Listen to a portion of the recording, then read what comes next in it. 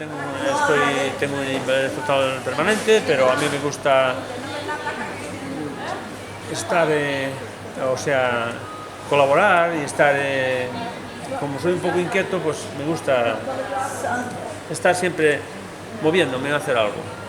O sea, no puedo coger muchos pesos ni eso, pero lo que es, lo que estamos haciendo aquí, o sea que yo me he puesto por medio de unas oficinas que tiene en contacto con amigos de Galicia y bueno, están viendo cosas así que yo pueda hacer y surgió esto de voluntario para filtrado de tapones y bueno, estamos aquí en una nave que tienen aquí en Villa García.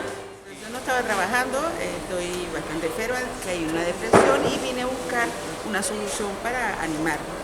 La verdad es que la conseguí.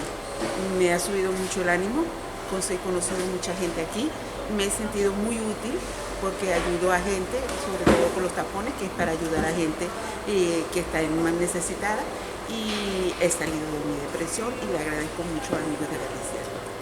Vale. Es un trabajo fácil, de verdad, y tengo muchos amigos aquí, muchas amistades. Y de verdad pues se pasa muy bien las 3 horas. A mí me ha gustado mucho, de verdad. Sí, claro, conocemos gente de varios lugares, además, de todos lados. Y bueno, muy bien. Lo tienen todo bastante bien coordinado y bueno, que muy bien todo, de verdad.